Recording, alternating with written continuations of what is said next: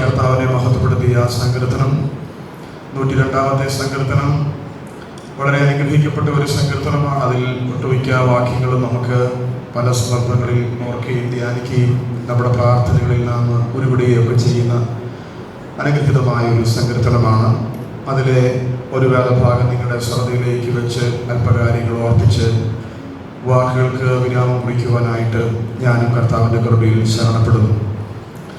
ഈ സങ്കീർത്തനത്തിൻ്റെ തലക്കെട്ടിൽ എഴുതിയിരിക്കുന്നത് ഇങ്ങനെയാണ്: അരിഷ്ടൻ്റെ പ്രാർത്ഥന. അവൻ ക്ഷീണിച്ചു യഹോവയുടെ മുമ്പാകെ തൻ്റെ സങ്കടത്തെ പകരുമ്പോൾ കഴിച്ചത് എന്നാണ് നമുക്ക് അതിൻ്റെ തലക്കെട്ടിൽ കാണുവാനായിട്ട് സാധ്യമാകുന്നത്. അരിഷ്ടൻ്റെ പ്രാർത്ഥന. അവൻ ക്ഷീണിച്ചിരിക്കുന്ന സമയം യഹോവയുടെ മുമ്പാകെ തൻ്റെ സങ്കടയാചന പകരുമ്പോൾ അതിൻ്റെ ഭാഗമായിട്ട് വന്ന ഭാഗമാണ് അല്ലെങ്കിൽ വാക്കുകളാണ് ഇവിടെ സങ്കീർത്തനമായിട്ട് രൂപപ്പെട്ടത്. ബൈബിളിൽ നമുക്ക് പലതരത്തിലുള്ള മനുഷ്യരെ കാണാനായിട്ട് പറ്റും.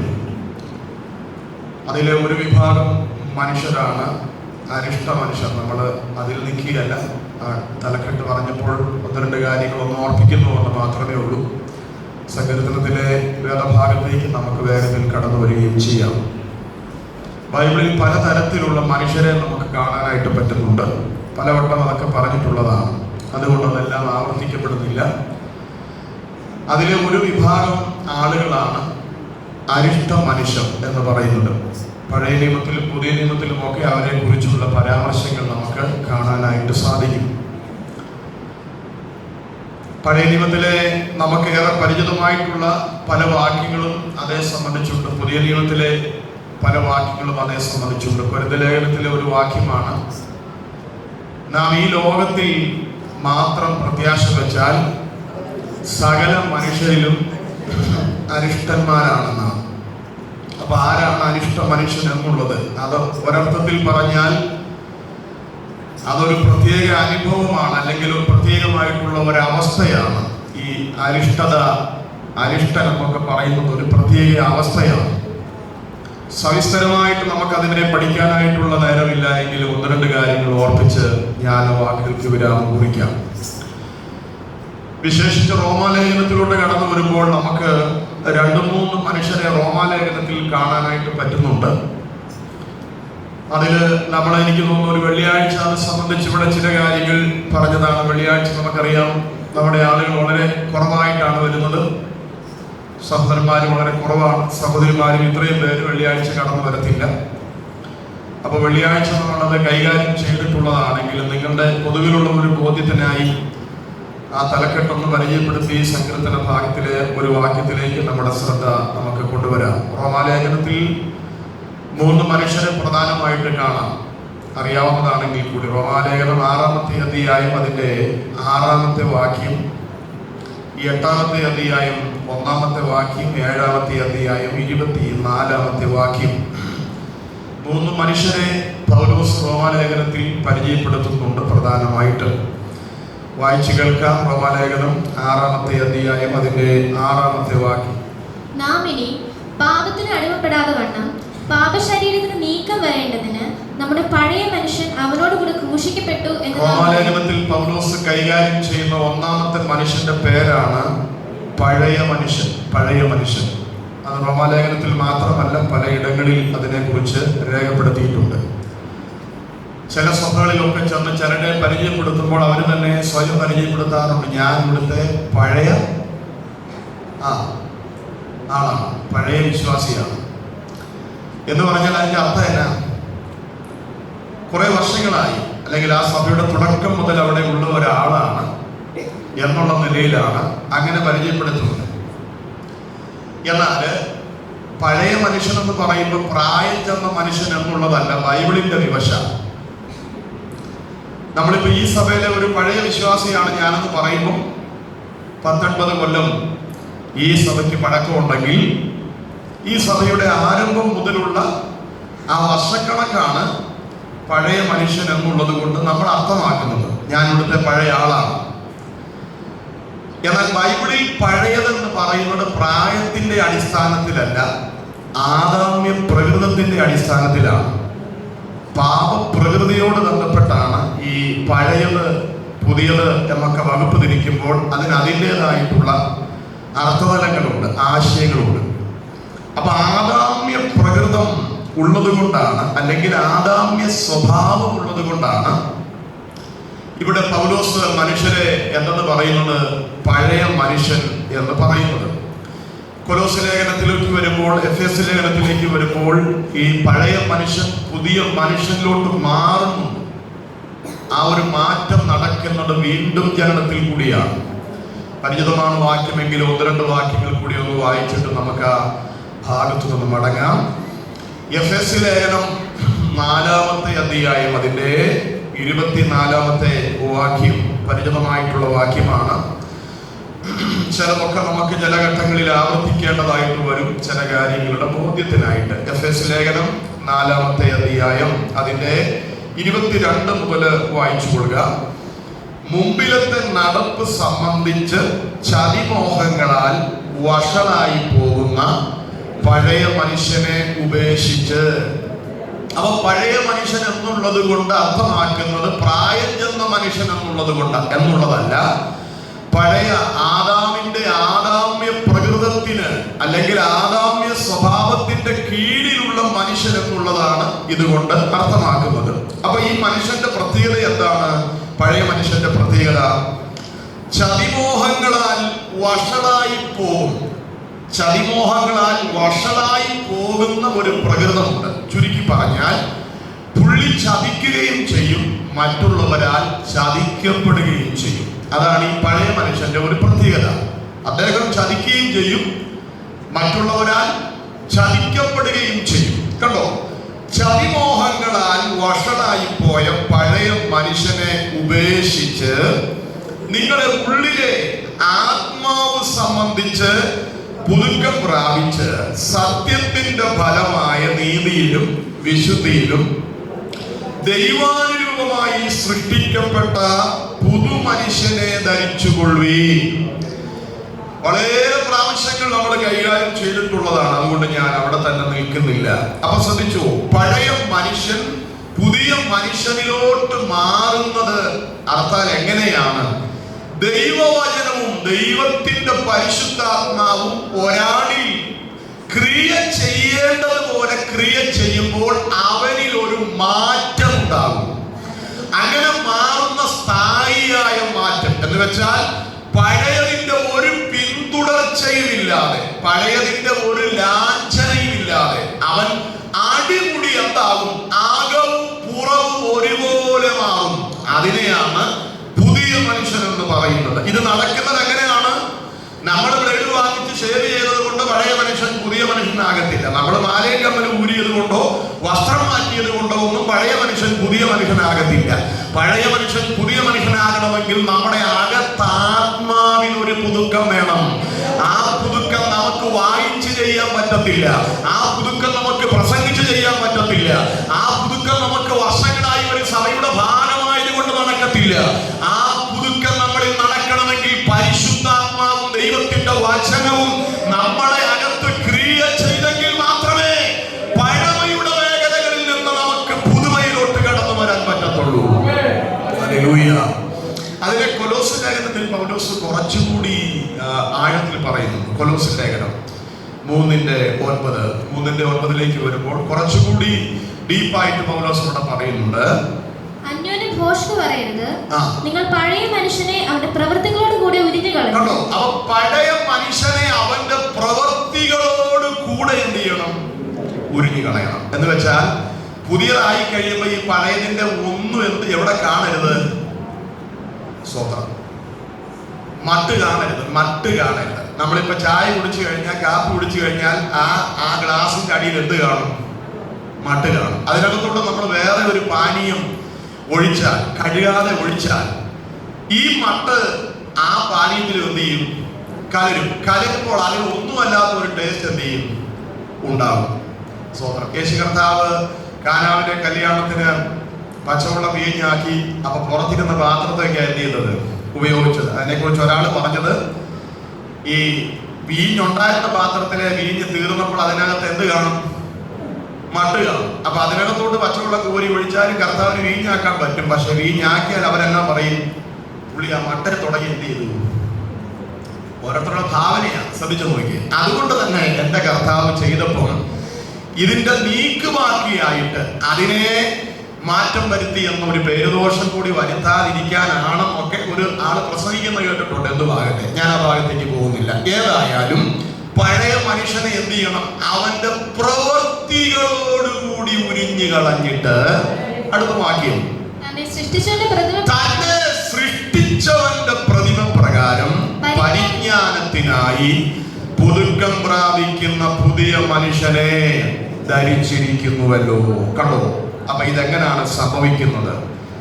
സത്യത്തിന്റെ ഫലമായ രീതിയിലും അതെല്ലാം വിശദീകരിക്കേണ്ട കാര്യമാണ്. എന്താ സത്യം? ദൈവമാണ് സത്യം. എന്താ സത്യം? ക്രിസ്തുവാണ് സത്യം. എന്താ സത്യം? പരിശുദ്ധാത്മാവാണ് സത്യം. എന്താ സത്യം? വചനമാണ് സത്യം. അപ്പൊ സത്യത്തിന്റെ ഫലമായിട്ടെന്ന് പറയുമ്പം അതിനകത്ത് ദൈവം എന്ന സത്യമുണ്ട്, ക്രിസ്തു എന്ന സത്യമുണ്ട്, ആത്മാവെന്ന പരിശുദ്ധാത്മാവെന്ന സത്യമുണ്ട്, വചനമെന്ന സത്യമുണ്ട്. ദൈവത്തെ കുറിച്ച് പറയുന്നത് എന്താണ്? സത്യദൈവം. യേശു കർത്താവ് പറഞ്ഞു, ഞാൻ തന്നെ വഴിയും സത്യവും. പരിശുദ്ധാത്മാവ് ഏതാണ്? സത്യാത്മാവ് വരുമ്പോൾ ദൈവത്തിന്റെ വചനത്തെ കുറിച്ച് പറയുന്നു, ഞാൻ നിങ്ങളോട് പ്രസംഗിച്ച വചനങ്ങൾ, പറഞ്ഞ വചനങ്ങൾ നിമിത്തം നിങ്ങൾ എന്താണ്? ശുദ്ധിയുള്ളവരാണ്. മറ്റൊരിടത്ത് പറയുന്നു, എന്റെ വചനം എന്താണ്?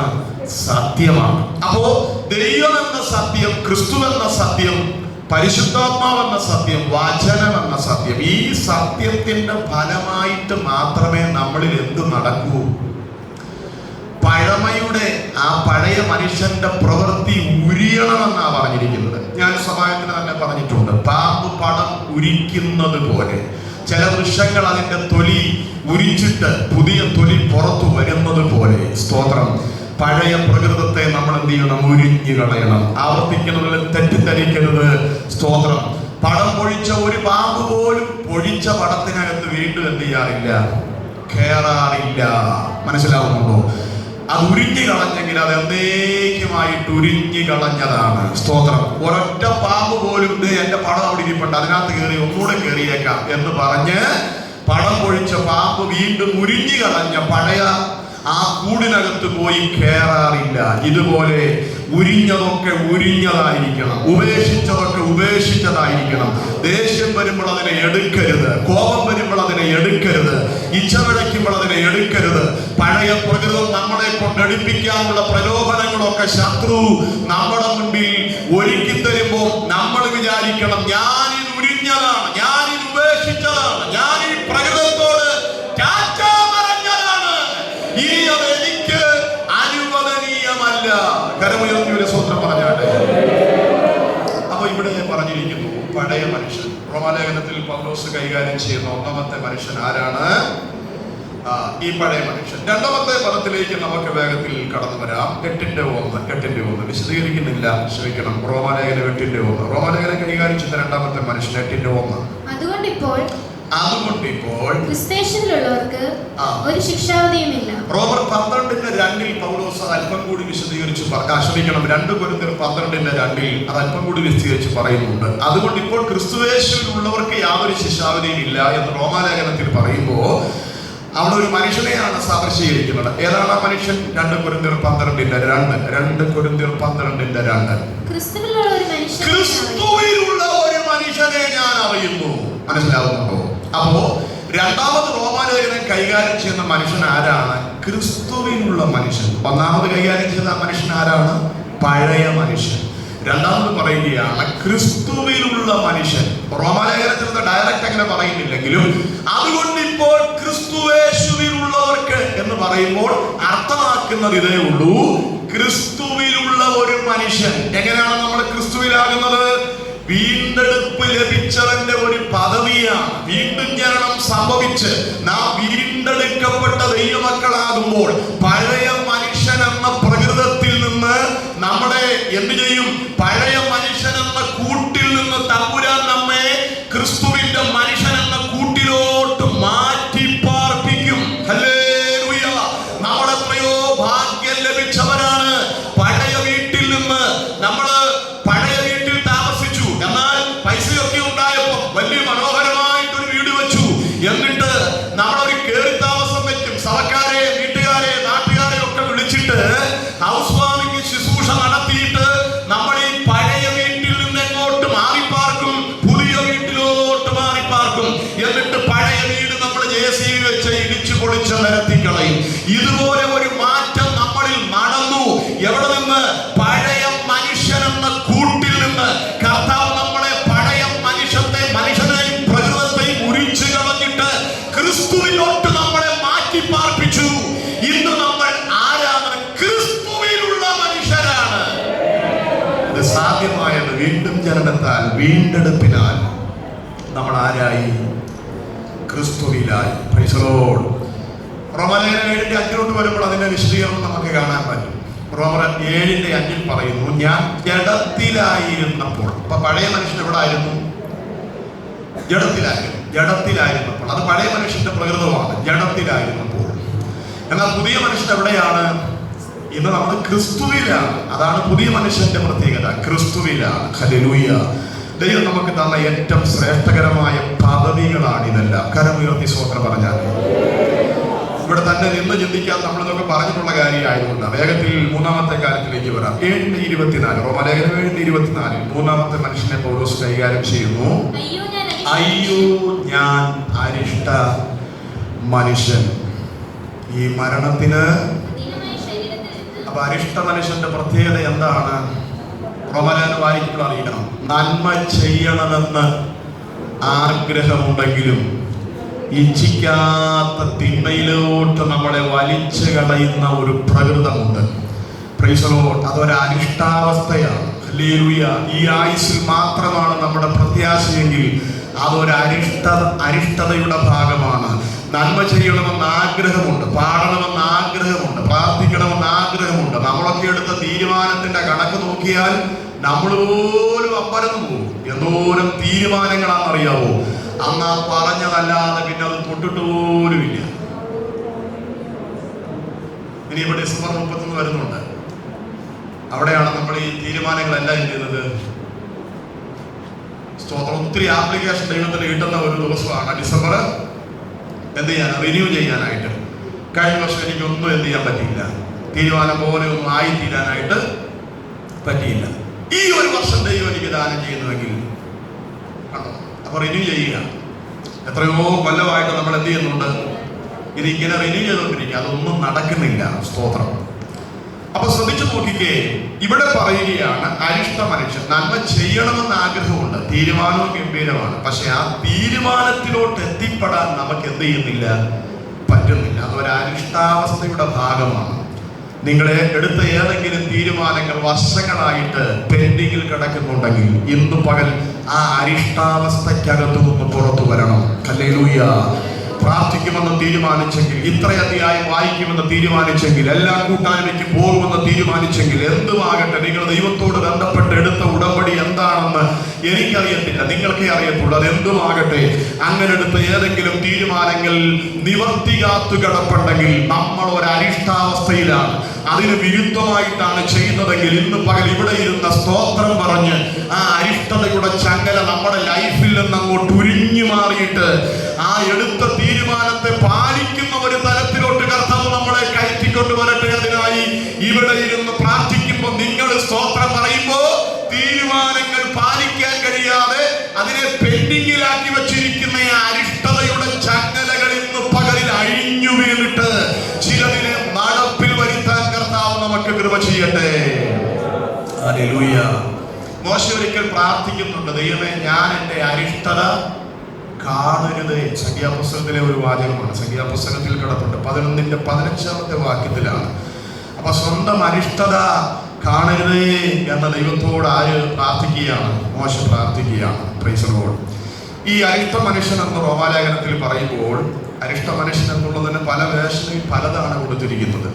ഒരിടത്ത് കൊടുത്തിരിക്കുന്നത് പൂവർ മാനാണ്, പൂവർ മാൻ എന്നാണ്. മറ്റൊരിടത്ത് കൊടുത്തിരിക്കുന്നത് റച്ചഡ് മാൻ എന്നാണ്. വേറൊരിടത്ത് കൊടുത്തിരിക്കുന്നത് അഫ്ലിക്റ്റഡ് മാൻ എന്നാണ്. അപ്പോൾ അരിഷ്ട മനുഷ്യന് പല വേഷനിലും പല പദപ്രയോഗങ്ങളാണ് കൊടുത്തിരിക്കുന്നത്. പൂവർ മാൻ, റച്ചഡ് മാൻ, അഫ്ലിക്റ്റഡ് മാൻ. പെട്ടെന്ന് ബാധിക്കപ്പെട്ടു പോകുന്ന ഒരു പ്രകൃതം. പൂവർ മാൻ എന്ന് പറയുമ്പോൾ നമ്മള് എന്താ പറയുക, ദരിദ്രൻ എന്നുള്ള ഒരർത്ഥം അല്ല ഇവിടെ കൊടുക്കപ്പെടുന്നത്. ദരിദ്രൻ എന്നുള്ള ഒരർത്ഥമല്ല, അല്ലെങ്കിൽ പിച്ചക്കാരൻ എന്നുള്ള ഒരർത്ഥമൊന്നുമല്ല. സ്തോത്രം. 86-ാം സങ്കീർത്തനം അതിന്റെ 1-ാമത്തെ വാക്യത്തിൽ ദാവീദ് ദൈവത്തോട് പറയുന്നുണ്ട്. 86-ാം സങ്കീർത്തനം അതിന്റെ 1-ാമത്തെ വാക്യത്തിൽ, ഞാൻ ആരാണ്? ഞാനോ എളിയവനും ദരിദ്രനുമാണ്. രാജാവ് ദരിദ്രവാസിയാണെങ്കിൽ അവിടുത്തെ ആളുകളുടെ കാര്യം പറയണം. ശ്രദ്ധിച്ചു നോക്കിയേ, രാജാവ് പറയുകയാണ് ഞാനോ എളിയവനും. അപ്പൊ അതിന്റെ പച്ച മലയാളത്തിൽ രാജാവ് ദരിദ്രവാസിയാണെങ്കിൽ ആ രാജ്യത്തെ പ്രജകളുടെ കാര്യം എന്താന്ന് ഓർത്ത് നോക്കി. അപ്പൊ ദരിദ്രൻ എന്ന് പറയുമ്പം എന്താ പറയുന്നത്, സാമ്പത്തികം ഇല്ലാത്തവനെന്നുള്ള അർത്ഥം മാത്രമല്ല അവിടെ ഉള്ളത്. ദാവീദ് പറഞ്ഞതിനകത്തെ അർത്ഥം ഇത്രയേ ഉള്ളൂ, കർത്താവേ ഞാൻ ദരിദ്രനാണ്, എനിക്ക് അങ്ങയെ ആവശ്യമുണ്ട്. ആവശ്യക്കാരൻ എന്നുള്ള നിലയിലാണ്. എന്താവശ്യം? ഭൗതിക ആവശ്യങ്ങൾ എന്തേലും നിവർത്തിക്കാൻ വേണ്ടിയല്ല. ദാവീദ് പറയുന്നു, കർത്താവേ എനിക്ക് അങ്ങയെ ആവശ്യമുണ്ട്, എനിക്ക് അങ്ങയുടെ സഹായം ആവശ്യമുണ്ട്. എത്ര പേര് ഇന്നും പകലിൽ കർത്താവിനോട് പറയും, വേറെ ആരും എന്റെ കൂടെ ഇല്ലെങ്കിലും അങ്ങ് എന്റെ കൂടെ വേണം, എനിക്ക് അങ്ങയെ ആവശ്യമുണ്ട്. എന്തെങ്കിലും ഭൗതിക നിവർത്തിക്ക് വേണ്ടിയല്ല, കാര്യസാധ്യത്തിന് വേണ്ടിയല്ല, രോഗസൗഖ്യത്തിന് വേണ്ടിയല്ല, എന്റെ മുമ്പിലെ പ്രതിസന്ധി മാറാൻ വേണ്ടി മാത്രമല്ല. എനിക്ക് ഒരാവശ്യവും ഇല്ലെങ്കിലും എനിക്ക് അങ്ങയെ ആവശ്യമുണ്ട്. പലപ്പോഴും നമ്മുടെ ആവശ്യങ്ങളാണ് ദൈവത്തോട് നമ്മളെ അടുപ്പിക്കുന്നത്. ആരംഭകാലത്തൊക്കെ അത് നല്ലതാ, പക്ഷേ പിന്നീട് വരുമ്പോൾ കർത്താവുമായിട്ടുള്ള നമ്മുടെ ബന്ധം ദൃഢമാകുമ്പോൾ, ഊഷ്മളമാകുമ്പോൾ, ഒരാവശ്യമില്ലേലും നമുക്ക് ദൈവത്തെ പിരിഞ്ഞ് ജീവിക്കാൻ കഴിയാത്ത ഒരു നില വരും. അങ്ങനെ ഒരു നിലയിലോട്ട് നമ്മൾ മാറണം. ചില ഭൗതികം മുടങ്ങിയാലും, ചില സൗഖ്യങ്ങൾ മുടങ്ങിയാലും, ഞാൻ പറഞ്ഞല്ലോ, കഴിഞ്ഞ വെള്ളിയാഴ്ച പറഞ്ഞു, പ്രാർത്ഥന എന്ന താക്കോല് കയ്യിലുള്ളത് കൊണ്ട് എല്ലാ പൂട്ടും തുറക്കത്തില്ല. തെറ്റിദ്ധരിക്കരുത്. പ്രാർത്ഥന എന്ന ചാവി നമ്മുടെ കയ്യിലുള്ളത് കൊണ്ട് അതുകൊണ്ട് എല്ലാ പൂട്ടും തുറക്കാമെന്ന് വിചാരിക്കരുത്. ഞാനതിന് തെളിവ് പറഞ്ഞല്ലോ. 2 തിമോത്തിയോസ് 4 കിടപ്പുണ്ട്. ഞാൻ ത്രോഫിമോസിനെ മിലേത്തിൽ രോഗിയായി വിട്ടേച്ചു പോന്നു. ആര് വിട്ടേച്ചു പോന്നു? പൗലോസ് വിട്ടേച്ചു പോന്നു. അപ്പൊ പൗലോസിന് പോലും പ്രാർത്ഥിച്ചു നേരെയാക്കാൻ പറ്റിയില്ല സഹപ്രവർത്തകനെ. റൂമാലും ഉത്തരവും കൊണ്ടിട്ടാൽ സൗഖ്യം വരുന്ന നിലയിൽ ദൈവം ഉപയോഗിച്ച ഒരു മനുഷ്യനാണ്. ഹല്ലേലൂയ. മനസ്സിലാവുന്നുണ്ടോ? പൗലോസിന്റെ മേൽ കിടക്കുന്ന റൂമാലും ഉത്തരവും തനിക്ക് ചെന്ന് പറ്റാൻ പറ്റാത്ത ഇടത്ത് ഇത് കൊടുത്തു വിട്ടാൽ അത് കൊണ്ടിടുന്ന രോഗികൾ ഓൺ ദ സ്പോട്ടിൽ സൗഖ്യമാകും. അത്ര കരുത്തോടെ ദൈവം ഉപയോഗിച്ച മനുഷ്യൻ തിമോത്തിയോസിന് 2-ാമത്തെ കത്തെഴുതുമ്പോൾ പറയുക, ത്രോഫിമോസ് എന്ന് പറയുന്ന എന്റെ സഹപ്രവർത്തകനെ ഞാൻ മിലേത്തിൽ രോഗിയായി വിട്ടേച്ചു പോകുന്നു. ഞാൻ ഒരിക്കലും വിചാരിക്കുന്നില്ല നാട്ടുകാർക്ക് വേണ്ടി എല്ലാം പ്രാർത്ഥിക്കുന്ന പൗലോസ് ത്രോഫിമോസിന് വേണ്ടി പ്രാർത്ഥിച്ചു കാണാം. പക്ഷെ ആ പ്രാർത്ഥന അവന്റെ മേൽ ഫലിച്ചില്ല. Price the Lord. എല്ലായ്പ്പോഴും എല്ലാം ഫലിക്കണമെന്നില്ല. ചിലതൊക്കെ മുടങ്ങുന്നതിന്റെ പുറകിൽ ദൈവത്തിന് ഒരു പദ്ധതിയുണ്ട്, ദൈവത്തിന് ഒരു അജണ്ടയുണ്ട്. ഇനി പ്രാർത്ഥിച്ചാൽ എല്ലാ കൂട്ടും തുറക്കുമായിരുന്നെങ്കിൽ പൗലോസിന്റെ ശൂലം മാറിയില്ലല്ലോ. 2 കൊരിന്ത്യർ 12 പൗലോസ് എന്താ പറയുന്നത്? ശൂലം മാറാൻ വേണ്ടി ഞാൻ 3 വട്ടം എന്ത് ചെയ്തു? പ്രാർത്ഥിച്ചു. കർത്താവ് എന്നാ പറഞ്ഞത്? എന്റെ കൃപ നിനക്ക് മതി. ചിലടത്തൊക്കെ ദൈവം ചിലത് മുടക്കുമ്പോൾ ഒരു ബദൽ സംവിധാനം ഒരുക്കപ്പെടും. ശൂലത്തിന്റെ ബദലാണ് കൃപ. ഹല്ലേലൂയ. അപ്പൊ രോഗം മാറ്റിയില്ല. ദൈവം അവരോട് പറഞ്ഞു, ഇത് കൂടെ ഇരുന്നോട്ടെ, നീ എത്ര പ്രാർത്ഥിച്ചാലും ഞാനിത് മാറ്റത്തില്ല. പക്ഷേ ഒരു ബദൽ സംവിധാനം നിനക്ക് വേണ്ടി എനിക്കുണ്ട്. അതെന്താ? എന്റെ കൃപ നിനക്ക് മതി. ചില രോഗം സൗഖ്യമാകത്തില്ല, എന്നാൽ സാധിക്കാനുള്ള കരുത്ത് നമ്മുടെ അകത്തെ മനുഷ്യന്റെ അകത്ത് പരിശുദ്ധാത്മാവ് പകരുമെന്ന്.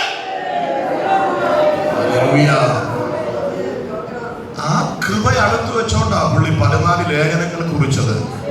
ആ കൃപ അകത്ത് വെച്ചോണ്ടാ കൂട് നടന്നവർ കുറിക്കാൻ പറ്റാതെ പോയത് പലതും കുറിച്ചത്. പ്രിയപ്പെട്ടവരെ, ചിലടത്ത് ചില ശൂലങ്ങൾ അനുവദിക്കുമ്പോൾ ഒരു ബദൽ സംവിധാനം ദൈവത്തിന്റെ പക്കലുണ്ട്. ശൂലത്തെ മറികടക്കാൻ നിനക്ക് കരുത്ത് പകരുന്ന ഒരു ബദൽ സംവിധാനം. ശൂലം ഇരുന്നോട്ടടാ, കുഴപ്പമില്ല, പക്ഷെ നീ ചെന്നു ചേരുന്നിടത്ത് എന്നെ പ്രദർശിപ്പിക്കാൻ, എന്റെ രാജ്യത്തെ രാജ്യങ്ങളുടെ അകത്ത് നട്ടുപിടിപ്പിക്കാൻ, കൊട്ടാരത്തിന്റെ അകത്ത്, രാജാക്കന്മാരുടെ അരമനയ്ക്കകത്ത് സഭയുണ്ട്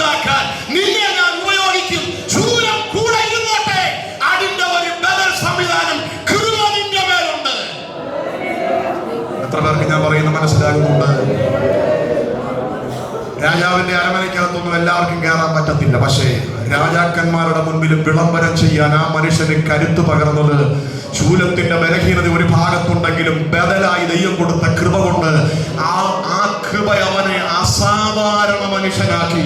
ഇന്നും പകലിൽ ശൂലം മാറി ഒരു സാധാരണ മനുഷ്യനാകുന്നതിനേക്കാൾ നല്ലതാ ശൂലം വഹിച്ചുകൊണ്ട് ഒരു അസാധാരണ മനുഷ്യനായി തീരാൻ. എന്റെ കർത്താവിന് നിന്നെ കുറിച്ച് പദ്ധതി ഉണ്ടെങ്കിൽ ചിലത് കൂടെ ഇരിക്കുന്നതും നല്ലതാ. അതിനെ പൊതിയുന്ന ഒരു കൃപയുടെ പുറപ്പ് എന്റെ കർത്താവ് നമ്മുടെ മേൽ, നമ്മുടെ ദൗത്യങ്ങളുടെ മേൽ, നമ്മുടെ ശുശ്രൂഷയുടെ മേൽ ദൈവത്തിന്റെ ആത്മാവിടുമെങ്കിൽ അതിനൊരാമേൻ പറയാൻ നമുക്ക് പറ്റണം. അപ്പൊ ഒരാവശ്യമില്ലേലും ഇന്ന് പകൽ എത്ര പേര് പറയും, കർത്താവ് എനിക്ക് അങ്ങേ ആവശ്യമുണ്ട്. അങ്ങ് തരുന്ന നന്മയേ അല്ല, ഇനി ഒരു നന്മയെ അങ്ങ് ചെയ്തില്ലെങ്കിലും എനിക്ക് അങ്ങേ ആവശ്യമുണ്ടെന്ന് എത്ര പേർക്ക് പറയാൻ പറ്റും? അതാണ് ഈ ദരിദ്രാവസ്ഥ. ദാവീദ് പറയുകയാണ്, ഞാനും എളിയവരും. ഹല്ലേലൂയ. രണ്ടാമത്തെ അരിഷ്ട മനുഷ്യൻ എന്ന് പറയുമ്പോൾ എന്താണ്? റച്ചന്മാൻ, ദുഷ്ടനും നികൃഷ്ടനും നീചനും എന്നൊക്കെ ഒരർത്ഥമുണ്ട്. മൂന്നാമത്തേതാണ് അഫ്ലിക്റ്റഡ് മാൻ. 73-ാം സങ്കീർത്തനത്തിൽ പറയുന്നു, ഞാൻ ഇടവിടാതെ എന്ത് ചെയ്യുന്നു? ബാധിതനായിരിക്കുന്നു. എന്താ ഈ അരിഷ്ട മനുഷ്യന്റെ പ്രത്യേകത? പുറത്തുള്ള പല സംഭവവും പുള്ളിയെ പെട്ടെന്ന് എന്ത് ചെയ്യും? ബാധിക്കും. ബാധിക്കപ്പെട്ടു പോകുന്ന ഒരു പ്രകൃതം ഏതിനുണ്ട്? പുറത്തുള്ളതും നമ്മളെ ബാധിക്കാത്ത ഒരു ആത്മീയത സൂക്ഷിക്കാൻ നമുക്ക് പറ്റിയാൽ അതേറ്റവും ശക്തമാണ്. ബൈബിളിലുള്ള ശക്തന്മാരായ പല ഭക്തന്മാരെയും പുറത്തെ പ്രശ്നങ്ങൾ ബാധിച്ചിട്ടുണ്ട്. അങ്ങനെ ബാധിക്കപ്പെട്ട ഒരു പാട്ടുകാരനാണ് ആസാഫ്. പുള്ളി തന്നെ അത് തുറന്ന് സമ്മതിച്ചു, ഞാൻ ഇടപെടാതെ എന്ത് ചെയ്തിരിക്കുന്നു. ബാധിക്കപ്പെട്ട രണ്ടാമത്തെ ഒരു മനുഷ്യനാണ് ഏലിയാവ്. സ്തോത്രം. ഇസബേലിന്റെ ഭീഷണി തന്നെ നന്നായിട്ട് ബാധിച്ചു പുള്ളി പറഞ്ഞു, മതി യഹോവേ, നീ എൻ്റെ പ്രാണനെ എന്ത് ചെയ്യണം? എടുത്തു പറഞ്ഞു. ചൂരച്ചെടിയുടെ കീഴിലോട്ട് ഈ മെന്റലി അവൾ തൊടുത്തുവിട്ട ആയുധത്തിന്റെ എഫക്റ്റ് കയറി പിടിച്ചത് ഏലിയാവിന്റെ മാനസിക തലത്തെയാണ്. അവൻ പറഞ്ഞു, മതി. മരിക്കാൻ അവൻ കൊതിക്കുന്നതിന്റെ കാരണം എന്നാ? ജീവൻ എടുത്തോളാൻ ദൈവത്തോട് പറയാൻ കാരണം എന്നാ? നാളെ ഈ നേരത്തെന്നൊരു വാക്ക് ഇസബേലിന്റെ അനുചരന്മാർ അവന്റെ കാതിൽ കൊടുത്തുവിട്ട ആ വാക്ക് അവനെ ബാധിച്ചപ്പോൾ അവൻ ഒരു ദിവസത്തെ വഴിദൂരം ചെന്നിട്ട് ചൂരച്ചൊടിയുടെ കീഴിൽ കിടന്ന് മരണം കാത്തു കിടക്കുക. അപ്പൊ പ്രശ്നം ആരെ ബാധിച്ചു? ഏലിയാവിനെ ബാധിച്ചു. ബാധിക്കപ്പെട്ട മറ്റൊരു മനുഷ്യനാണ് ദാവീദ്. ഒരിക്കൽ പറഞ്ഞു, ഒരു ദിവസം ഞാൻ ശൗലിന്റെ കയ്യാൽ തീരുകയുള്ളൂ. രാജാവാകാനുള്ള അഭിഷേകം തലേ കിടക്കുക. അവൻ രാജാവായിട്ടില്ല. പക്ഷേ അവൻ എന്ത് പറഞ്ഞു? നിരാശ കയറിയപ്പോൾ അവൻ പറഞ്ഞു, ഒരു ദിവസം ഞാൻ ശൗലിന്റെ കയ്യാൽ. ഈ വാക്കൊക്കെ പുറത്തു വരുമ്പോൾ ഓർത്തോളം പ്രശ്നം അവനെ ബാധിച്ചു. പക്ഷെ ബാധിക്കാത്ത കുറെ ഭക്തന്മാർ ബൈബിളിലുണ്ട്. അതിലെ ഒരു കരുത്തനായ ഭക്തനാണ് നെഹമ്യാവ്. ആ മനുഷ്യനോട് പറഞ്ഞു, ശത്രു നിന്നെ കൊല്ലാതിരിക്കാൻ നീ എന്ത് ചെയ്യണം? ആലയത്തേക്ക് പ്രവേശിച്ച് ഒളിച്ചിരുന്നോളാൻ പറഞ്ഞു. പുള്ളി എന്നാ പറഞ്ഞത്? പുള്ളി അത് ബാധിച്ചില്ല. പുള്ളി പറഞ്ഞ എന്നാ? എന്നെ പോലെ ഉള്ള ഒരുത്തൻ ഓടിപ്പോകുമോ എന്ന് വെച്ചാൽ പുറത്തെ പ്രശ്നവും പുറത്തെ ഭീഷണിയൊന്നും ആ മനുഷ്യനെ ബാധിച്ചില്ല. ഇന്ന് പകലിൽ അങ്ങനെ ഒരാത്മതലം നമ്മുടെ മേൽ തുറന്നു കിട്ടാൻ മനസ്സ് തുറന്നൊന്ന് പ്രാർത്ഥിച്ച്, ഭീഷണികൾക്ക് നമ്മളെ ബാധിക്കാൻ പറ്റാത്ത, രോഗത്തിന്റെ കഠിനതയ്ക്ക് നമ്മളെ ബാധിക്കാൻ പറ്റാത്ത, പ്രതിസന്ധിക്ക് നമ്മളെ ബാധിക്കാൻ പറ്റാത്ത എന്നെ പോലുള്ള ഒരുത്തൻ ഓടിപ്പോകുമോ ഇല്ല എന്ന് വെച്ചാൽ അവന്റെ മനസ്സ് അത്ര സ്ട്രോങ് ആയിരുന്നു. ഇന്ന് പകലിൽ ദൈവകൃപ അകത്തുണ്ടെങ്കിൽ ഏത് പ്രതിസന്ധികളെയും ചെറുത്തു നിൽക്കാൻ നമ്മുടെ അകത്തൊരു കരുത്ത് പകരപ്പെടും. ഇന്ന് പകലിൽ ഒരുമിച്ച് ദൈവത്തിന്റെ മുൻപാകെ ഒന്ന് പ്രാർത്ഥിക്കാൻ എത്ര പ്രിയപ്പെട്ടവർ തയ്യാറാകും? കഥാവേ, പ്രശ്നം വരരുതെന്ന് പറയാൻ നമുക്ക് പറ്റത്തില്ല. പ്രശ്ന കലുഷിതമാണ് ഈ ലോകം. എന്നാൽ അതൊന്നും നമ്മളെ ബാധിക്കാതെ അതിനു മീതെ നിൽക്കാൻ കഴിയുന്ന, തലയ്ക്ക് മീതെ വെള്ളം വന്നാൽ അതിന് മീതെ തോണിയുണ്ടെന്ന് പണ്ടാരാണ്ട് പറഞ്ഞതുപോലെ ഏത് പ്രശ്നത്തിന്റെയും മേളിൽ നിൽക്കാൻ, വെള്ളത്തിനകത്ത് എണ്ണ ഒഴിച്ചാൽ യഥാർത്ഥ എണ്ണ വെള്ളത്തിനകത്ത് കുഴയത്തില്ല. ആ വെള്ളത്തിന്റെ മുകൾ പരപ്പിൽ അത് നിൽക്കും. ഇന്ന് പകലിൽ നിന്നെ ചിലതിനകത്ത് അകപ്പെടുത്തി താഴ്ത്തി കളയാൻ ശത്രു നിന്നെ വെള്ളത്തിൽ എണ്ണ ഒഴിച്ചാൽ വെള്ളത്തിന്റെ മുകളിൽ എണ്ണ തെളിഞ്ഞു നിൽക്കുന്നത് പോലെ പ്രശ്നത്തിന്റെ മുകളിൽ നീ തിളച്ചു നിൽക്കണം. പ്രശ്നത്തിന്റെ മുകളിൽ നീ കൃപയോടെ നിൽക്കണം. പ്രശ്നത്തിന്റെ മുകളിൽ നീ അഭിഷേകത്തോടെ നിൽക്കണം. അതിനുള്ള ഒരു കൃപ ദൈവത്തോട് പ്രാർത്ഥിച്ചേ. എപ്പോഴും പ്രശ്നം മാറിയെന്നിരിക്കത്തില്ല, പക്ഷെ അതിന്റെ മുൻപിൽ എന്റെ ദൈവം നിന്നെ നിർത്തുമെന്ന്. ഏലിയാവിനെ ആഹാബിന്റെ രഥത്തിന് മുൻപിൽ ഒരു പടി മുമ്പിൽ ഓടിച്ചതുപോലെ യസ്രീലിൽ എത്തുന്നത് വരെ ആഹാബിന്റെ രഥത്തിന്റെ ചക്രത്തിന്റെ മുൻപിൽ 24 കാലികളെ ഓടിത്തോപ്പിക്കാൻ 2 കാലികൾക്ക് ദൈവം കരുത്തു പകർന്നെങ്കിൽ നിന്റെ എതിരാളി എത്ര ഭയങ്കരനാണെങ്കിലും എത്ര ശക്തനാണെങ്കിലും അവന്റെ ഒരു പടി മുമ്പിൽ നിന്നെ ഓടിക്കാൻ 24 കുതിരക്കാലികളെ ഓടിത്തോപ്പിക്കാൻ ഏലിയാവിന്റെ 2 കാലിൽ ദൈവശക്തി വ്യാപരിച്ചെങ്കിൽ ചിലതിനെ പുറകിലാക്കാൻ, ചിലതിന്റെ അപ്പുറം കടക്കാൻ ഇന്ന് പകൽ ഒരു വിശേഷപ്പെട്ട അഭിഷേകത്തിന്റെ പകർച്ച ഈ സഭാരാധനയ്ക്കകത്ത് ആവശ്യക്കാർക്ക് വേണ്ടി എന്റെ കർത്താവ് റിലീസ് ചെയ്യുകയാണ്. ഏറ്റെടുത്ത് സ്തോത്രം പറയാൻ പറ്റുന്ന ആവശ്യക്കാരെങ്കിലും ഉണ്ടെങ്കിൽ അടുത്തിരിക്കുന്നവരെ കരവടിക്കുന്നത് കൊണ്ട്, ആവേശം കൊണ്ട് നിങ്ങൾ കരവടിക്കണ്ട. വെറുതെ കുത്തിയിരിക്കാനാണോ താല്പര്യം? അങ്ങനെ ഇരുന്നോ, നോ പ്രോബ്ലം. ഇന്ന് പകൽ ആവശ്യക്കാർ ഇവിടെ ഉണ്ടെങ്കിൽ നിങ്ങൾ വെറുതെ ഇരിക്കരുത്. നിങ്ങളകത്തൊരു പ്രേരണ കർത്താവ് തരുന്നെങ്കിൽ നിങ്ങൾ മൗനമായിരിക്കരുത്. മൗനമായിരിക്കുന്നവർ ആയിരിക്കട്ടെ. കന്യാരിയ പറയാത്തവർ പറയണ്ട. യാതൊരു പിണക്കോ അവനോട് വേണ്ട. പക്ഷെ നമുക്കൊരു ആവശ്യമുണ്ടെങ്കിൽ നമ്മൾ അതിന് തക്കവണ്ണം ചലിക്കണം.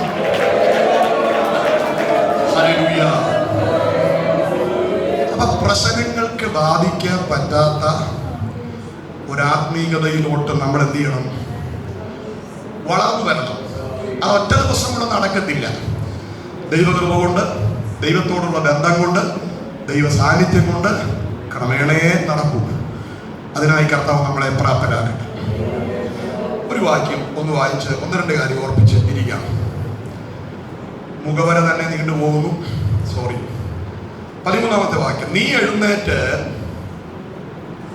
സിയോനോട് കരുണ കാണിക്കും, അവളോട് കൃപ കാണിക്കാനുള്ള കാലം വന്നിരിക്കുന്നു. ചില പരിഭാഷകളിൽ അപ്പോയിന്റഡ് ടൈം എന്നാണ് കൊടുത്തിരിക്കുന്നത്. ചിലരെയൊക്കെ കാണണമെങ്കിൽ നമ്മൾ എന്ത് ചെയ്യണം? അപ്പോയിന്റ്മെന്റ് എടുക്കണം. ആ സമയത്ത് ചെന്നാലേ എന്ത് ചെയ്യാൻ പറ്റൂ? വക്കീലുമാരെ, ഡോക്ടർമാരെയും ഒക്കെ നമുക്ക് തോന്നുമ്പോൾ ചെന്നാൽ അവരെ കാണാൻ പറ്റത്തില്ല. അപ്പൊ നമ്മൾ വിളിച്ചു ചോദിച്ചിട്ട് എന്ത് ചെയ്യും? അപ്പോയിന്റ്മെന്റ് എടുക്കും. ആ കൃത്യസമയത്ത് ചെന്നാൽ തടസ്സം കൂടാതെ എന്ത് ചെയ്യാം?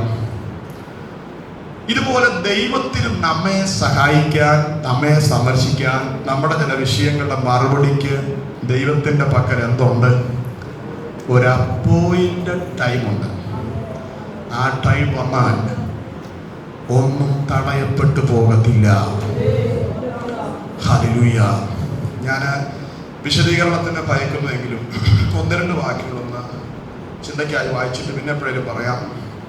ഇപ്പോൾ അതിൻ്റെ പുറകെ പോകാനായിട്ട് നമുക്ക് സമയമില്ല. 92-ാം സങ്കീർത്തനത്തിലേക്ക് വന്നേ. ദൈവത്തിൻ്റെ പ്രവൃത്തിയുടെ ഒരു പ്രത്യേകത കാണാം. 4-5 വാക്യങ്ങൾ. യഹോവേ, നിന്റെ പ്രവൃത്തി കൊണ്ട് നീ എന്നെ സന്തോഷിപ്പിക്കുന്നു. ഞാൻ എൻ്റെ കൈകളുടെ പ്രവൃത്തിയെക്കുറിച്ച് ഘോഷിച്ചുല്ലസിക്കുന്നു. സ്തോത്രം.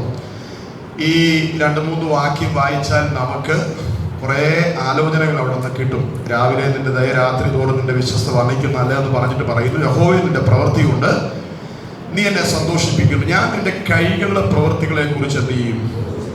ഘോഷിച്ചുല്ലസിക്കും. അപ്പൊ 2-3 കാര്യങ്ങൾ അതിനകത്ത് കിടപ്പുണ്ട്. 2 കാര്യങ്ങൾ ഇവിടെ കിടപ്പുണ്ട്. ഒന്ന്, ദൈവത്തിന് പ്രവർത്തിക്കാൻ എന്തുണ്ട്? ഒരു കൈയുണ്ട്. ദൈവത്തിന് പ്രവർത്തിക്കാൻ ഒരു കൈയുണ്ട്. 2, ദൈവത്തിന്റെ പ്രവൃത്തിയൊക്കെ നമ്മളെ സന്തോഷിപ്പിക്കുന്നതാണ്. അതല്ലേ അവിടെ പറഞ്ഞേക്കും, നിന്റെ പ്രവൃത്തി കൊണ്ട് നീ എന്നെ എന്ത് ചെയ്യുന്നു? നിന്റെ കൈകളുടെ പ്രവൃത്തികളെ കുറിച്ച് ഘോഷിച്ചുല്ലസിക്കുന്നു. അപ്പൊ ദൈവത്തിന് പ്രവർത്തിക്കാൻ ഒരു കരമുണ്ട്. ദൈവത്തിന് പ്രവർത്തിക്കാൻ, ദൈവത്തിന്റെ പ്രവൃത്തിയൊക്കെ നമ്മളെ എന്ത് ചെയ്യുന്നതായിരിക്കും? സന്തോഷിപ്പിക്കുന്നതായിരിക്കും. ഇനി 119-ാം സങ്കീർത്തനത്തിലേക്ക് വന്നേ. 119-ാം സങ്കീർത്തനത്തിൽ അവിടെ മറ്റൊരു കാര്യം കാണാനായിട്ട് പറ്റുന്നുണ്ട്. 119 സങ്കീർത്തനം അതിന്റെ 126 വാക്യം. യഹോവേ, ഇത് നിനക്ക് പ്രവർത്തിക്കാനുള്ള സമയമാണ്.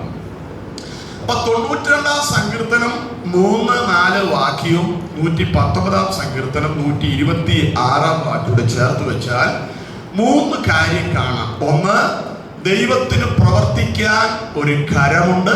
2, ദൈവത്തിന് പ്രവർത്തിക്കാൻ ഒരു സമയമുണ്ട്. 3, ദൈവത്തിന്റെ പ്രവർത്തികളൊക്കെ നമ്മളെ സന്തോഷിപ്പിക്കുന്നതായിരിക്കും. ഈ ആഴ്ച നിങ്ങൾ ധ്യാനിക്കണം, എൻ്റെ ദൈവത്തിന് എനിക്ക് വേണ്ടി പ്രവർത്തിക്കാൻ ഒരു കരമുണ്ട്.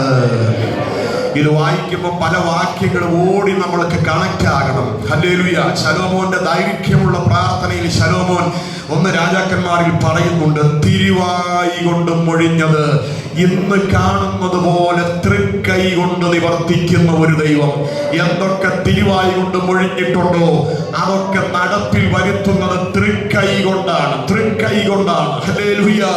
അങ്ങനെയെങ്കിൽ ദൈവത്തിന് പ്രവർത്തിക്കാൻ ഒരു കരമുണ്ട്.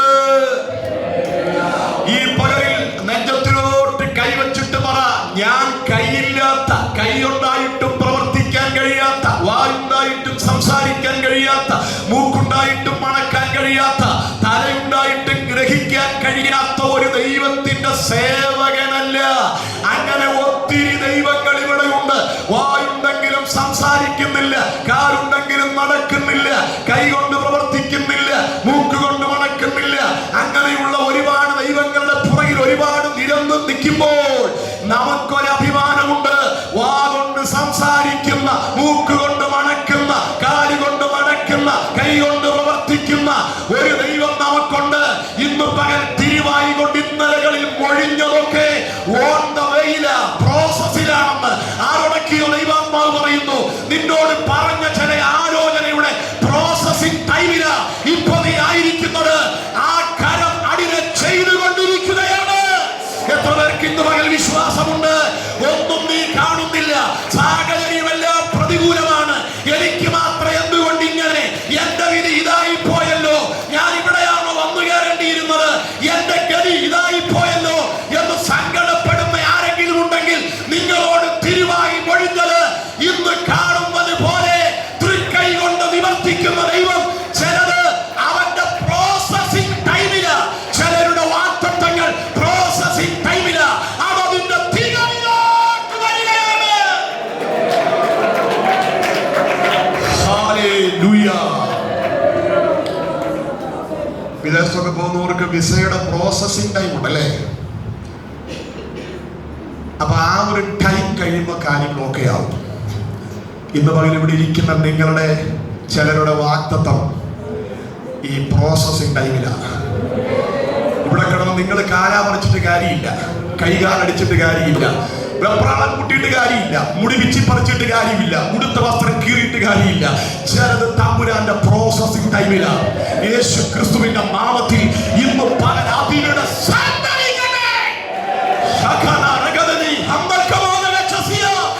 എല്ലാവർക്കുമുള്ള ഊരാണോ എന്ന് ചോദിച്ചാൽ എനിക്കറിയത്തില്ല. പക്ഷെ ഉടഞ്ഞ ചിലർക്ക് വേണ്ടി ഇന്ന് വരെ ആത്മാവ് പറയുന്നു, നിന്റെ പ്രാർത്ഥന വിഷയങ്ങൾ പ്രോസസിംഗ് ടൈമിലാ, നിന്റെ പ്രോമിസുകൾ പ്രോസസിംഗ് ടൈമിലാ. പിടിച്ചു സ്തോത്രം പറയാൻ കരുത്തുള്ളവർ ഇതിനകത്തുണ്ടെങ്കിൽ പിടിച്ചു സ്തോത്രം പറഞ്ഞു. സാഹചര്യം എത്ര കഠിനമാണെങ്കിലും, പ്രതിസന്ധിക്ക് എത്ര സമ്മർദ്ദമുണ്ടെങ്കിലും, നിന്റെ ശരീരസ്ഥിതി എത്ര മോശമാണെങ്കിലും, നിന്റെ കൊച്ചു പഠിക്കാൻ എത്ര മണ്ടനാണെങ്കിലും, അവന്റെ മേൽ കിടക്കുന്ന ദൂത് അതിന്റെ പ്രോസസിംഗ് ടൈമിലാണ്.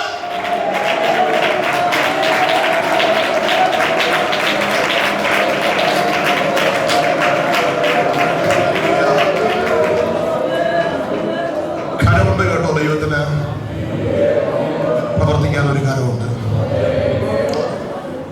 2, പ്രവർത്തിക്കാൻ ദൈവത്തിന് സമയമുണ്ട്. ഞാൻ ഇവിടെ ചുരുക്കട്ടെ പ്രിയപ്പെട്ടവരെ, പ്രവർത്തിക്കാൻ ദൈവത്തിന് എന്തുണ്ട്? നമ്മുടെ ജനദൂതൊക്കെ അവധിക്ക് കിടക്കുക. ഒറ്റ വാക്യം മാത്രം പറഞ്ഞു നിർത്തട്ടെ, ഞാൻ ഉദ്ദേശിച്ച സമയം പോയി. ഉൽപ്പത്തി പുസ്തകം 21 2-ാം വാക്യം മാത്രം വായിച്ച് അവസാനിപ്പിക്കുകയാണ്. അബ്രഹാമിന്റെ വാർദ്ധക്യത്തിൽ ദൈവം അവനോട് അരുളി ചെയ്തിരുന്ന അവധിക്ക് സാറ ഗർഭം ധരിച്ച് ഒരു മകനെ പ്രസവിച്ചു. ദൈവം അവനോട് അരുളി ചെയ്തിരുന്ന അവധിക്ക്. നമ്മുടെ ഈ അവധി വെക്കുന്ന ദൈവമാണ്. ചില കാര്യങ്ങളൊക്കെ കടം വാങ്ങിച്ച ആളുകളൊക്കെ എന്താ പറയുക, ഇന്ന് തരാം, നാളെ തരാം, മറ്റന്നാൾ തരാം. ഇതൊക്കെ 2-3 പ്രാവശ്യം നമ്മൾ എന്ത് ചെയ്യും, കേൾക്കും അല്ലേ? നാളെ തരാമെന്ന് പറഞ്ഞു കുഴപ്പമില്ല, മറ്റന്നാൾ തരാമെന്ന് പറഞ്ഞു കുഴപ്പമില്ല, അടുത്ത മാസം എന്തായാലും ഞാൻ തന്നിരിക്കും. ഇങ്ങനെയൊക്കെ പറഞ്ഞു വിടുന്ന വാക്ക് മാറിയ പിന്നെ നമ്മൾ അവനെ പിടിച്ചു നിർത്തുന്നത് പറയും, ഇത് കൂടെ പരിപാടി ഒന്നും എൻ്റെ പറയല്ല, നീ തരാം ഒരു സമയം തീരുന്നു. മനസ്സിലാവുന്നത്? ഒരു കൃത്യ ഡേറ്റ് പറയണം. അതിനാണ് ഈ അവധി എന്ന് പറയുക. അപ്പൊ പുള്ളി പറഞ്ഞു, നവംബർ മാസം 25-ാം തീയതി ഞാനത് തന്നിരിക്കും. അപ്പൊ ഇതുപോലെ ദൈവം ചിലത് എന്ത് ചെയ്യും, സന്തതിയെ തരാമെന്ന് വിളിച്ചിറക്കിയപ്പോ മുതലേ എന്ത് ചെയ്യുക, പറയുക. 24 കൊല്ലവും അത് പറഞ്ഞു, അല്ല 24 കൊല്ലം അത് തന്നെ പറഞ്ഞു പല സന്ദർഭങ്ങളിലായി. ഇടയ്ക്കൊക്കെ നിരാശ കയറിയപ്പോൾ അബ്രഹാം പറഞ്ഞു, ഉൽപ്പത്തി 15 എന്ന് പറഞ്ഞു, ഈ ദമ്മേശേക്കുകാരനായ എലയാസർ തന്നെ എന്റെ അവകാശിയാകും. ദൈവം എന്നാ പറഞ്ഞു, എടാ നിന്റെ ദാസൻ നിന്റെ അവകാശി ആകത്തില്ല. ദൂത് കിട്ടിയിട്ടും പുള്ളിക്കാരൻ ദൈവത്തോട് പറയുകയാണ്, ഈ പോക്ക് കണ്ടിട്ട് എനിക്ക് തോന്നുന്നത് എന്റെ ദാസൻ തന്നെ എന്താകും. ദൈവം പറഞ്ഞില്ല, നിന്റെ ദാസൻ നിന്റെ അവകാശി ആകത്തില്ല. പിന്നെ 2 യാത്ര കഴിയും പുള്ളിക്കാരൻ പറയുന്നുണ്ട്, എന്താ പറയുന്നത്, ഇസ്മായേൽ എന്റെ മുമ്പാകെ ജീവിച്ചിരുന്നാൽ മതി. പിന്നെ നിരാശ കയറി. അപ്പൊ ഇസ്മായേൽ ആരാ? ദാസിയുടെ മോനാണ്. ഉടനെ ദൈവം എന്ന് പറഞ്ഞു, ദാസിയുടെ മോനും നിന്റെ അവകാശിയാകത്തില്ല, നിന്റെ കടിപ്രദേശത്തു നിന്ന് ജനിക്കുന്നവൻ തന്നെ നിന്റെ അവകാശി. അപ്പൊ ദാസനും അവകാശിയാകത്തില്ല, ദാസിയുടെ മോനും അവകാശിയാകത്തില്ല. 24 വർഷവും ദൈവം ഡേറ്റ് പറഞ്ഞില്ല. ഒരു ദിവസം ഈ ദൈവം തമ്പുരാൻ അബ്രഹാമിന്റെ വീട് വിസിറ്റ് ചെയ്തു. ഭക്ഷിച്ച് തൃപ്തി പ്രാപിച്ച് ഇറങ്ങുമ്പോൾ നിന്റെ ഭാര്യ എന്തെന്ന് ചോദിച്ചു. ഉടനെ അബ്രഹാം പറഞ്ഞു, ഉടനെ തമ്പുരാൻ ഇതുവരെ തരാമെന്ന് പറഞ്ഞുള്ളൂ. അവിടെ തമ്പുരാൻ ഒരു ഡേറ്റ് ഇട്ടു, അടുത്ത വർഷം ഈ സമയത്ത് ഞാൻ നിന്നെ വീണ്ടും വിസിറ്റ് ചെയ്യും. അന്നേരം നിന്റെ കുഞ്ഞ്, നിങ്ങളുടെ കുഞ്ഞ് നിങ്ങളുടെ കയ്യിലിരിക്കുമെന്ന് തമ്പുരാൻ ഒരു അവധി പറഞ്ഞു. ആളുകൾ കൊണ്ട് നിരാശപ്പെട്ട് ഇന്ന് പകൽ ഈ സമാരാധനയിൽ ചോദ്യചിഹ്നങ്ങളുമായിട്ട് ഇരിക്കുന്ന ചിലരോട് തമ്പുരാൻ ഇന്നൊരവധി പറയുക. 24 കൊല്ലം നിന്നോട് പറയാത്ത ഒരവധി. നിന്റെ വീട് വിസിറ്റ് ചെയ്ത് ഇറങ്ങുമ്പോ പ്രാർത്ഥിച്ചു തമ്പുരാൻ ഇറങ്ങിയില്ല. അടുത്ത വർഷം 18 ദൈവം പറഞ്ഞ അവധി. അതാണ് 21:2 കണ്ടത്. എന്താ പറഞ്ഞത്? അബ്രഹാമിനോട് അരുളി ചെയ്തിരുന്ന അവധിക്ക് സാറ ഒരു സെക്കൻഡ് പോലും പുറകോട്ടും പോയില്ല, ഒരു സെക്കൻഡ് മുമ്പോട്ടും പോയില്ല. തമ്പുരാൻ അവധി പറഞ്ഞാൽ അതങ്ങനെ നടക്കും. ഇന്ന് പള്ളി വചനം കേട്ടോണ്ടിരിക്കുമ്പോൾ ചിലരുടെ അകത്ത് തമ്പുരാൻ ഒരു ഉറപ്പ് തരുന്നുണ്ട്, ചിലരുടെ അകത്ത് ദൈവം ഒരു ധൈര്യം തരുന്നുണ്ട്. ഈ സഭാരാധനയിൽ ചിലരെ ദൈവം പണിയാണ്. ദൈവം ചിലരുടെ നിരാശകളെ സ്പോഞ്ച് വെള്ളം ഒപ്പിയെടുക്കുന്നത് പോലെ ഒപ്പിയെടുക്കുകയാ. ഇന്ന് പകൽ നിന്റെ സങ്കടങ്ങളെ അറിഞ്ഞ് ആത്മാവിടപെടുമ്പോൾ ഒരവധി നിന്റെ വിഷയത്തിന്റെ മേൽ ദൈവം വയ്ക്കുകയാണ്. ആമേൻ. ഞാനവിടെ നിന്നൊരു 3 കാര്യം പറഞ്ഞ് അവസാനിപ്പിക്കും. ഇങ്ങനെ ദൈവം ഒരു അവധി പറഞ്ഞെങ്കിൽ നമ്മൾ എന്ത് ചെയ്യണം? ദൈവം ഒരു അവധി പറഞ്ഞെങ്കിൽ നമ്മൾ എന്ത് ചെയ്യണം? 1, പ്രാർത്ഥിക്കണം. ദാനിയേൽ പ്രവചനം 9:19 വാക്യം പരിചിതമായിട്ടുള്ള വാക്യമാണ്. വായിച്ചു നിർത്തട്ടെ. ദാനിയേൽ 9:19. ദൈവം ഒരു അവധി പറഞ്ഞിട്ടുണ്ടെങ്കിൽ ചുമ്മാ കൈകിട്ടിയിരിക്കരുത്. നമ്മൾ ചെയ്യേണ്ട കാര്യം 9:19. കർത്താവേ കേൾക്കണമേ, കർത്താവേ ക്ഷമിക്കണമേ, കർത്താവേ ചെവിക്കൊണ്ട് പ്രവർത്തിക്കണമേ. താമസിക്കരുതേ. അപ്പൊ ശ്രദ്ധിച്ചു നോക്കിയേ, പതിവായ പ്രാർത്ഥന ദാനിയേൽ നടത്തുക. എപ്പോഴാണ് ദാനിയേൽ പ്രാർത്ഥന നടത്തിയത്? 70 വർഷം കൊണ്ട് പ്രവാസം തീരുമെന്ന് തിരിച്ചറിവ് അകത്ത് കിട്ടിയപ്പം എന്നാൽ തീർന്നോട്ടെ, കുഴപ്പമില്ല, സമാധാനമായെന്ന് പറഞ്ഞിരുന്നില്ല. ഈ കാലക്കണക്ക് ഗ്രഹിച്ചപ്പം മുതൽ പുള്ളി പ്രാർത്ഥിക്കാൻ തുടങ്ങി. ആ പ്രാർത്ഥന തികവിലെത്തി. അപ്പൊ ശ്രദ്ധിച്ചു നോക്കിയേ, പ്രാർത്ഥന എന്ത് ചെയ്യും? പ്രാർത്ഥന നമ്മളിൽ മാറ്റം വരുത്തും. നമ്മുടെ വിഷയത്തിന്റെ ഷെയ്പ്പിനകത്ത് മാറ്റം വരും. എത്ര പേർക്ക് മനസ്സിലാകുന്നുണ്ട്? പ്രാർത്ഥിച്ചപ്പോൾ യേശു കർത്താവിന്റെ മുഖഭാവം മാറി. നമ്മുടെ ലൈഫ് സ്റ്റൈലിനെ മാറ്റും നമ്മുടെ പ്രാർത്ഥന.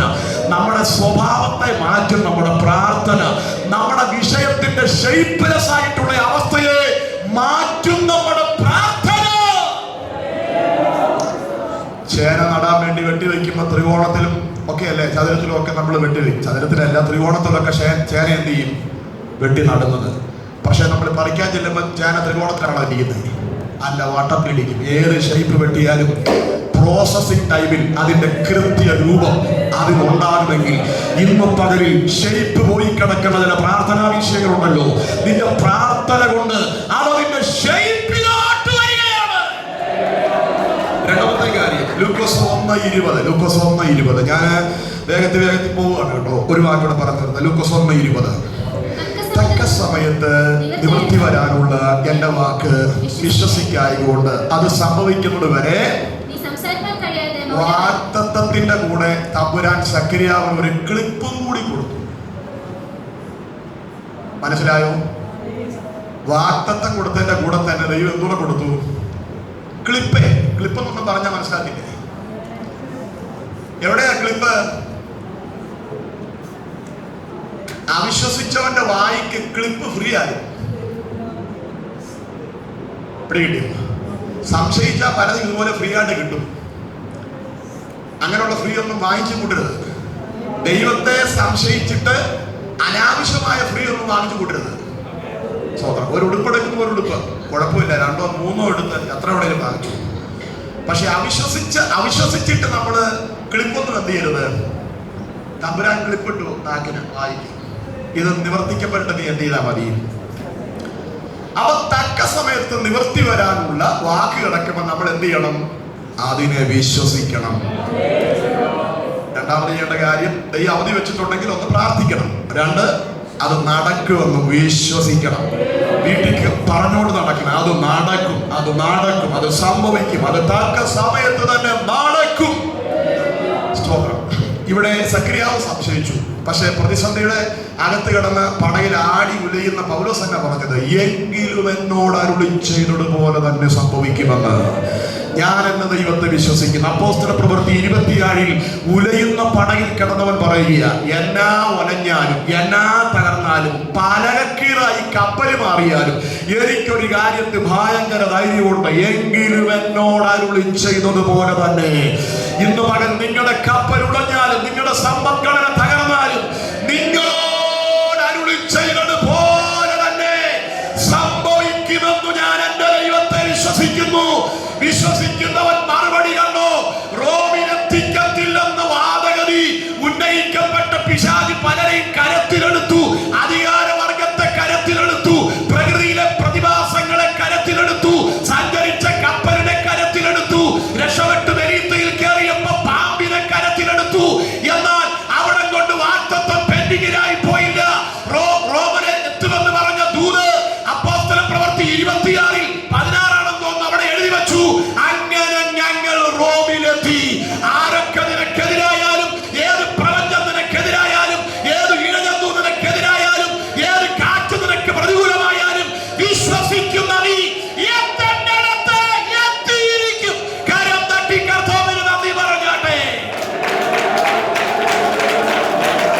അവധിയുള്ള ദൂതിനെ ഒന്ന് പ്രാർത്ഥനയോടെ സ്വീകരിച്ചോണം, 2 വിശ്വാസത്തോടെ സ്വീകരിച്ചോണം. 3 2 പത്രോസ് 3:9 പറഞ്ഞു നിർത്തട്ടെ. 2 പത്രോസ് 3:9. ചിലർ താമസമെന്ന് വിചാരിക്കുന്നത് പോലെ കർത്താവ് തന്റെ വാഗ്ദത്തം താമസിക്കുന്നില്ല, ആരും നശിച്ചു പോകാതെ എല്ലാവരും മാനസാന്തരപ്പെടുവാൻ. ഇത് വേറൊരു വിഷയത്തോട് ബന്ധപ്പെട്ട അവിടെ പറയുന്നത്, കർത്താവിന്റെ വരവിനോട് ബന്ധപ്പെട്ട. എങ്കിലും നമ്മുടെ വിഷയത്തോട് ബന്ധപ്പെട്ട അതിനെ ഒന്നാക്കിക്കേ. ചില വാഗ്ദത്തമൊക്കെ താമസിക്കുന്നുണ്ട്. കർത്താവ് വാഗ്ദത്തം ചെയ്തു, ഞാൻ മടങ്ങി വരും. അതിനോട് ബന്ധപ്പെട്ട ഇവിടെ പറഞ്ഞേക്കുന്നത് എന്താ മടങ്ങി വരാത്തത്?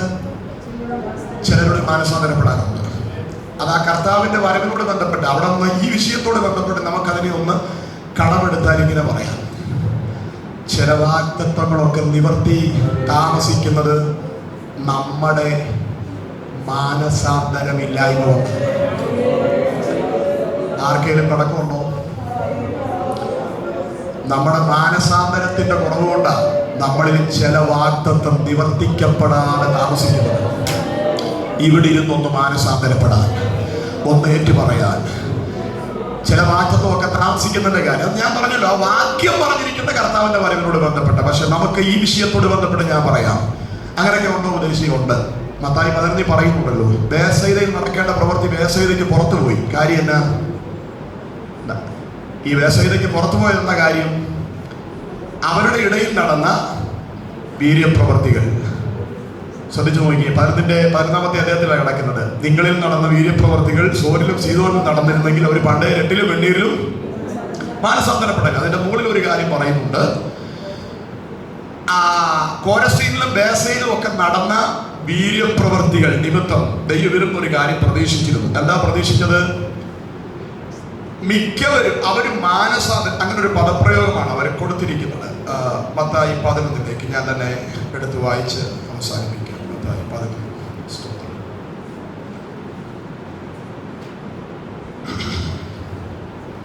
പിന്നെ അവൻ തന്റെ വീര്യപ്രവർത്തികൾ മിക്കതും നടന്ന പട്ടണങ്ങൾ മാനസാന്തരപ്പെടുകയാൽ അവരെ ശാസിച്ചു തുടങ്ങി. ബേസയിലെ കുരുടൻ എവിടെ വെച്ചാ സൗഖ്യം കിട്ടിയേ? ബേസയിലേക്ക് പുറത്തു വെച്ചാ കിട്ടി. അതല്ല കാര്യം. ബേസയിലേക്ക് അകത്ത് വെച്ചാ കുരുടനെ കൊണ്ടുവന്നത്. പക്ഷെ സൗഖ്യം കിട്ടിയത് എവിടെ വെച്ചാ? ബേസയിലേക്ക് പുറത്തു വെച്ചാ. അപ്പൊ അകത്ത് നടക്കേണ്ട പ്രവൃത്തി പുറത്തു പോയി. കാര്യം എന്നാ? ബേസയിലക്കാരുടെ മാനസാന്തരം ഇല്ലാത്തതുകൊണ്ട്, മാനസാന്തര ഇല്ലായ്മ കൊണ്ട് അകത്ത് നടത്തേണ്ട പ്രവൃത്തി തമ്പുരാൻ കൊണ്ട് പുറത്ത് നടത്തിയത്. അപ്പൊ നമ്മുടെ മാനസാന്തരത്തിന്റെ കുറവ് കൊണ്ട് എന്തൊക്കെ സംഭവിക്കും? ഒന്ന്, നമ്മിൽ നടക്കേണ്ട പ്രവൃത്തി പുറത്തു പോകും, നമ്മളെ കൊണ്ട് നടക്കേണ്ട പ്രവൃത്തിയും പുറത്തു പോകും. ഇത് പകർന്ന് മാനസാന്തരപ്പെടാൻ നമുക്ക് തയ്യാറാകാം. വാഗ്ദത്തം താമസിക്കുന്നത് നമ്മുടെ മാനസാന്തരമില്ലായ്മ കൊണ്ടാണ്. കർത്താവെ ഞാൻ അനുവദിക്കുന്നു, ഞാൻ മടങ്ങി വരുന്നു എന്ന് പറയാൻ ഇന്ന് പകൽ തയ്യാറായാൽ അവധിക്ക് തന്നെ ചില ദൂതുകൾ നിവർത്തിക്കപ്പെടും. സ്വർഗ്ഗസ്ഥ പിതാവേ, ഈ വചനം ചൊല്ലി അങ്ങയുടെ ജനത്തെ അടിയിൽ അനുഗ്രഹിക്കുന്നു. പ്രാർത്ഥിക്കാൻ, വിശ്വസിക്കാൻ, മാനസാന്തരപ്പെട്ട് വാഗ്ദത്തത്തിന്റെ നിവർത്തി പ്രാപിക്കാൻ എളിയവർക്ക് കൃപയരുള്ളൂ. ക്രിസ്തുയേശുവിൻ നാമത്തിൽ തന്നെ.